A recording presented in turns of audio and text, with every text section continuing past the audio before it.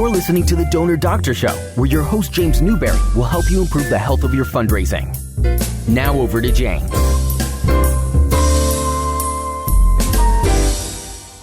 Hello, this is The Donor Doctor, and I'm with Chip Heartfield, who's a legend in the direct marketing field. I met Chip, I'm going to say around 15 years ago. Is that right? Yes, exactly. And I'd heard of you before. I think we met. Our sons played baseball, and then your daughter came to summer camp. We used to run a horseback riding summer camp, and she took lessons and had a good time, from what I understand. She loved it. She's still a horse person and just an animal person in general. And you had a lot of those funny little corgi dogs running around the farm as well, and she just got a big kick out of that. So it was a great experience for her. Well, excellent. I'm glad she liked it. A lot of kids came by, and sometimes they stay in touch, and they had a good experience with it. One of the people I met through my horses, I became interested. I went to an auction. We would buy ponies and horses for our summer camp, or just for riding lessons. And sometimes we would bid against these kill buyers. I didn't know that, but there were people buying the horses for their meat, and they'd send them to the slaughter plant. So it's kind of something I didn't mind so much if they were going to, if these were old horses or something, but these were perfectly fine horses. So I got involved, and I met this lady, Trina Bellick, who had been the lobbyist for the Humane Society, and then she had also been she worked for Mary Landrieu. I think she was her legislative director. And I learned a lot about nonprofits, about how hard it is to raise funds for them. She would have, like Whole Foods gave her one day. She would spend a lot of time on grant writing. It seemed like half her time was taken up by grant writing, and it seemed like there would be a better way. So I suggested direct mail as an idea. And I know I don't think it was you, but I think it was your cousin maybe who wrote a direct mail appeal for her. Is that right? Yes, he's actually married to my cousin, but he's the Brooke Dyer. He's the one who got me involved in direct mail fundraising to begin with, and he had a long, successful track record of writing and designing direct mail packages. And like you, we both thought that appealing to horse lovers would be, relatively easy compared to some direct mail programs, and but it's so expensive to get started, and you can have great copy and you can have good lists and all that, and sometimes it clicks and sometimes it doesn't. And in this particular case, I think that's a good point. It is a hard thing. I think some groups, they say it takes 18 months before they net any money through the mail. And I heard another legit basic timeline. So it is a difficult thing. I'm just saying, I'm not discouraging anybody from opening a nonprofit, but I'm just saying it's difficult. Like if somebody said they wanted to do a restaurant, you'd want to warn them. Is all I'm saying. In this particular case, I mean, again, there was a focused goal of saving, rescuing horses. You had a pretty well defined and pretty easy to get to audience of passionate horse lovers who subscribed to the magazines and gave to other humane groups. And you had legislation, so it seemed like it had all of the right prerequisites, and yet it would have been, based on the initial results, it would have been much longer than 18 months. And maybe the universe wasn't large enough, or maybe the appeal wasn't as well defined as it should have been, but no, it was not a successful first test. So, well, the reason I bring it up is not to cry over spilled milk, but it just is an illustration that people that are real qualified, know their stuff, are experienced. You're saying your cousin he wrote for the Cassau Society, and he had a really good background. Yes, Isaac Walton League. I mean, he'd been writing for environmental and animal groups for over 20 years, and involved in launching new organizations, all of that, and it felt like collectively we checked all the boxes. I would agree with that. I liked the letter, and I think different lists, maybe. If you actually had actual horse lists, it's hard to though. That's my point. It's hard to on the outside. I don't care what you're doing. You got to get a list that's close enough. It's just a difficult thing. Now, I think if you were to try that same project today with the advances in computer crunching power and the databases that companies like Weiland and others have created, you probably could drill down to get a much better quality of prospect and probably be certainly more successful than we were back then. So I think that's one huge improvement in the business. The copywriting is largely the same. The design, all of those things, they haven't really changed that much in my opinion, but the ability to get the names that you want, boy, is that, so much better. Well, anyway, let's get back to your background. You kind of have a similar background as me, so I like you for that. People like themselves, I suppose. You have a Republican background, but you like animals, environmental things, historical preservation, which is something I'm really big into. Have you ever been criticized for that? I mean, people probably on both sides you could get criticized. Am I right? When I started out, I worked for environmental educators, and it was to help out caging mail. Really, it was a temporary job after college, and I got fascinated by direct marketing, which is not something you go to college for, and certainly not something that most people know about. And the idea of using that to raise money, and the first clients I worked on were Save the Whales, which is now the Ocean Conservancy, Cousteau Society, which you mentioned, Defenders of Wildlife, all environmental organizations. And I really enjoyed the challenge of being both creative and analytical at the same time, and being able to validate your results, which you can't do with general advertising, really. I agree. And so I worked. I was at Ocean Conservancy for a year and a half, and then I was at their agency, Environmental Educators, for a year and a half. But I wanted to learn how to write copy and actively manage accounts, and there just wasn't an opportunity at Environmental Educators, which was about a 10-person operation. And a friend in the industry gave my name to a headhunter who was looking for someone to hire at the Viggory Company.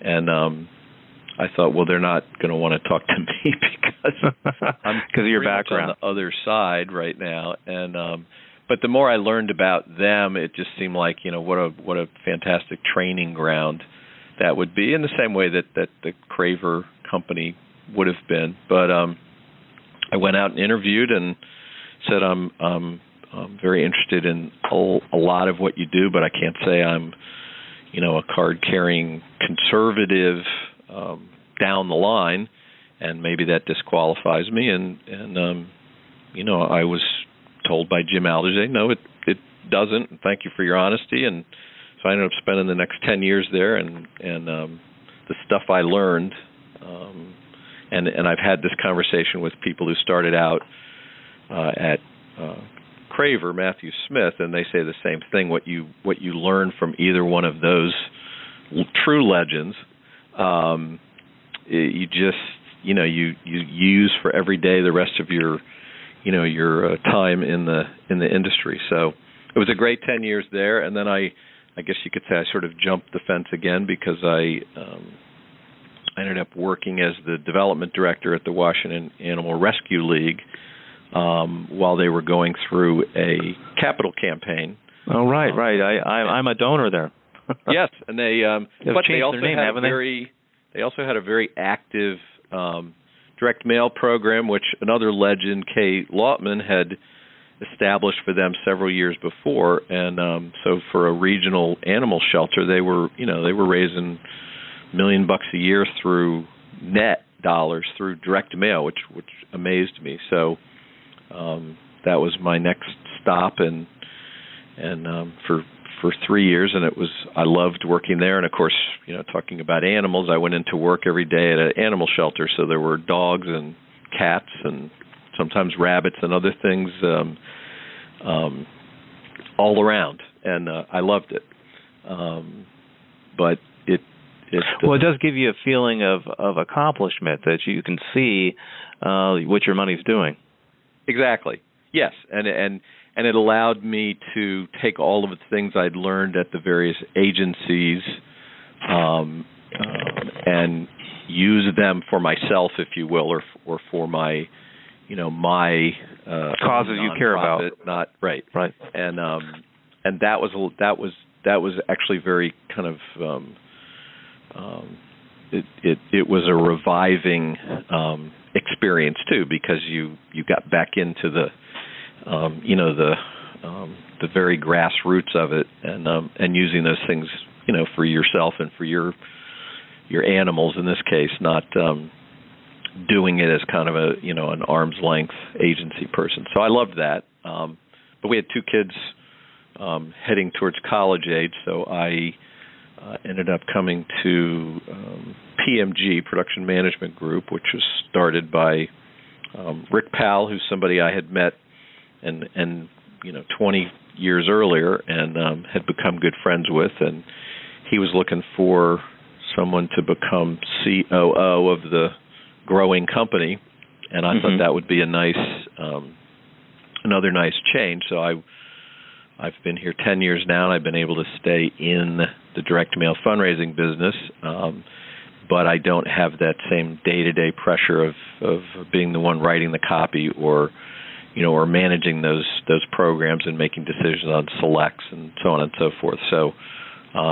I've enjoyed this too, and we've got 40 different clients, and ranging from 40, that's a lot, to on down to some very small groups. And sometimes I get asked to be involved in substantive things, and I still love doing it. So that sounds great. One of the things I was listening to Richard Vigri on a podcast the other night. He says he spends 2 hours a night reading marketing books. At his age, he's in his 80s. Isn't that something? Yes. He just. I mean, when I first started there, it's basic. They gave you a reading list. It was like a summer reading list from junior high school or middle school. Kind of. Right. Here's a list of Claude Hopkins and all these great marketing and direct marketing. Dick Benson, I imagine. Years.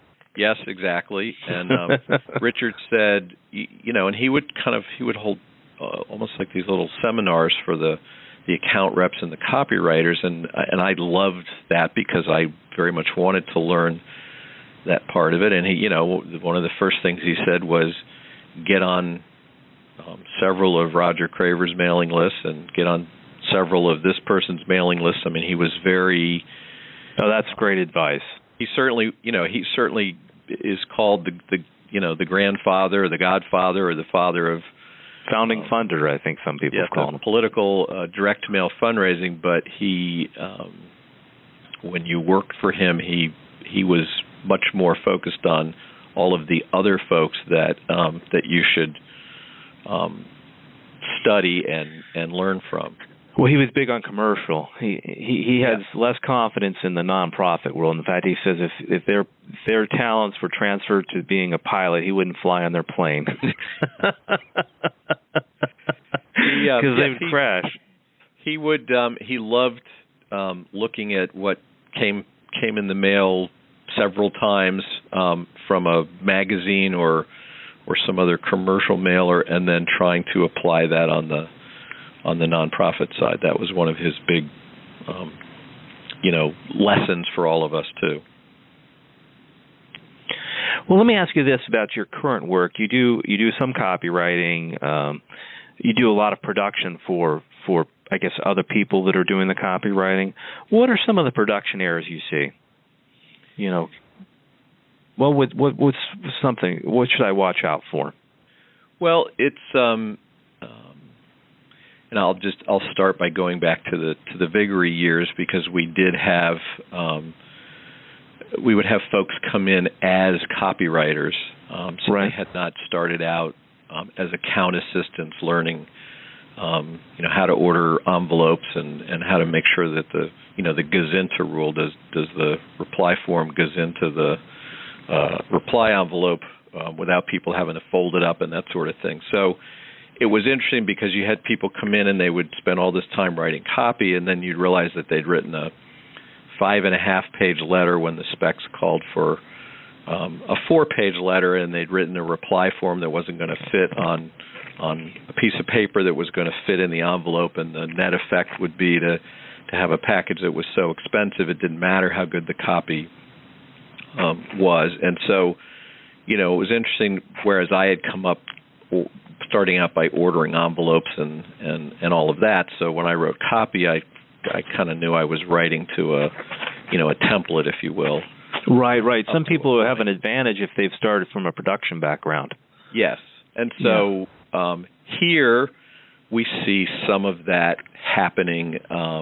Sometimes a nonprofit or an agency will use an artist or a graphic designer, for example, who has not spent a lot of time creating art for direct mail packages. So you'll see something like a form that folds in thirds, and yet there's a perfed off piece that is spec'd to be a 1/4 inch below one of the folds. Well, of course, on high-speed mail shop machines, that fold and that perf are going to conflict with each other, and you're going to start ripping forms. And so that's kind of an example of the type of thing that we might see, or people that put something on a sheet of paper that's larger than typical presses, and so we'll go back and suggest that they see if they can shrink it down. Sometimes it's only a 1/2 inch or an inch, and then we can put it on a much more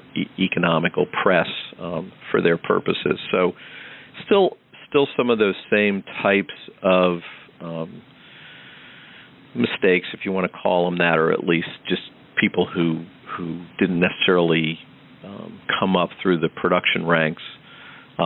And most of the time they want to learn, and they get better over time, and that's great. We have other clients who they may be copywriters or senior strategy people now at agencies or large nonprofits, but they've done enough production in their past that they know, and they're real pros about it. So a lot of it is just helping those who need it, and for those who don't need that, it's get the best price and get the mail out on time.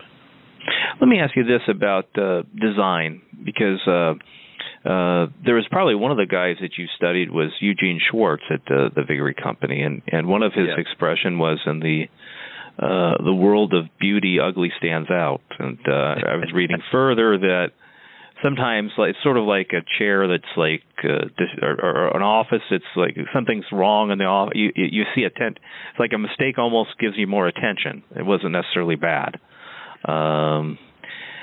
What are your thoughts, though? I mean, of course, but clients, they all have an image, and they like things to look good. What are your thoughts on that?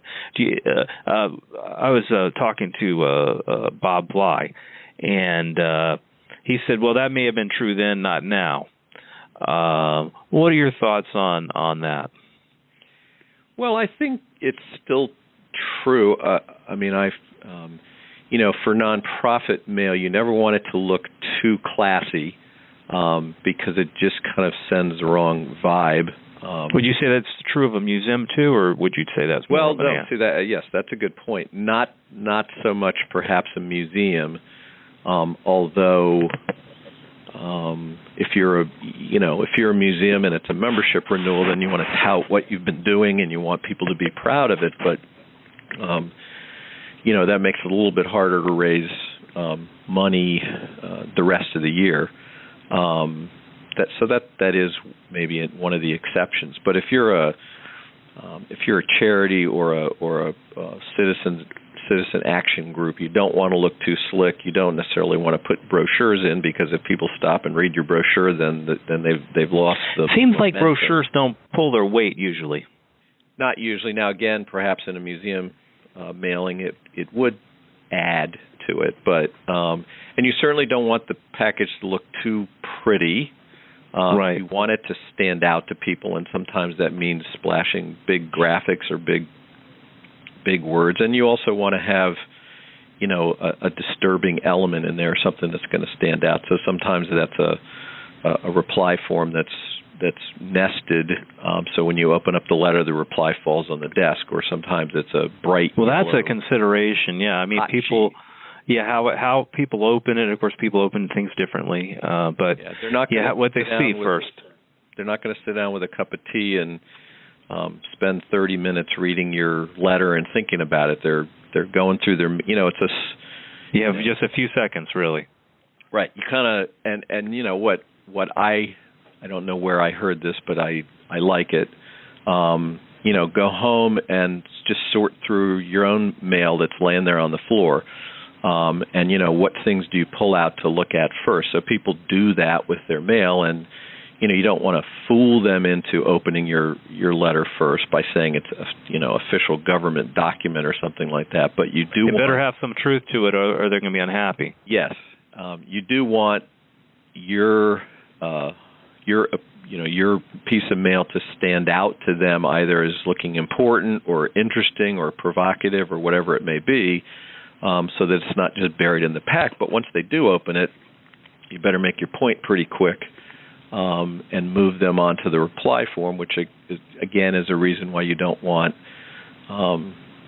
proper English all the time, or long paragraphs, or dense copy on the reply form. You need it to be scannable, and you need to make your points with bullets or bolding or that sort of thing. So there really is a reason why you want to break some of the rules when you're writing and designing a package. I think the one thing in design, I agree with what you said. I think you can spend money if it's flattery. Like I did a package once with gold foil, or a few times, and it outperforms without it. They really like that, or they like something that makes them, it looks like very personal, seems to help. In other words, pay more money, right. Handwritten letters, something at a smaller. I think people overmail the number 10 windows is the advice I would give, is to mail either bigger or smaller. By that I mean personal, stationary looking type of packages is what I would encourage people to do. Absolutely. I mean, we have clients who have control packages that are, that are number 10s, but we also have, but as with, any good direct mail person, you're always going to be trying to beat your package, and sometimes it's not as simple as I'll just put different teaser copy or make the envelope yellow instead of white. Sometimes you want to go different sizes because, again, think of that in the pile of mail at home. Bigger or smaller is going to stand out and be noticed. So I think you're absolutely right, and again, it depends on the audience and the focus. So if you're mailing to your higher dollar donors, well, yes, it's probably it's going to look different than if you're mailing to $10 and $15 and $20 grassroots folks. But sure, a lot of that is you learn that after you've done it for a while, and it's partly common sense, and it's partly reading everybody else's test results, because that's the beauty of the business. You can accumulate knowledge based on what you and others have done. Isn't that an advantage of being in an agency or seeing results? I mean, like, I would think a freelancer has a weakness in that sense. You may not know what's working as well. Yes, although I think most freelancers spent time at an agency. Oh, sure. Or going out on their own, so they have a feel for it. And I also think the better ones, are not afraid to ask those kind of questions of whoever they're getting the copy assignment from. Sort of what's your experience with this or that. So, yes, you definitely can get sort of out of touch, but but it's not that hard to. Let me ask you one more question, and as it concerns testing. My criticism, I go to conferences, and as I'm sure you do, and I see testing, and invariably it'd be some silly thing they're testing. Like their logo bigger versus smaller. I mean, I'm not exaggerating much. Blue versus a black signature. I always say, why don't you test something, radically different or very different? Would you agree with that criticism? What are your findings on testing? Yes, I think that's very true, and I know Roger Craver in his blog has made that point several times. Don't test little stuff. It's just you could spend all day, testing little stuff, and it's not really going to move the needle much. So if you're going to test something that is noticeable, whether it's a different size package or some really bold colors or completely different copy, but don't do these little dinky incremental tests. It's just not worth it. So you're right. Postage like for house mailing, that's a good test. Premiums are a good test, whether it works better with this premium or that premium or no premium. Those kind of things are good. But I've seen people do size of logo and Courier versus Times Roman. I mean, I guess you got to test that one time, but they overdo it. It seems the minor testing. Absolutely, and that's partly that's I guess being afraid to test bigger.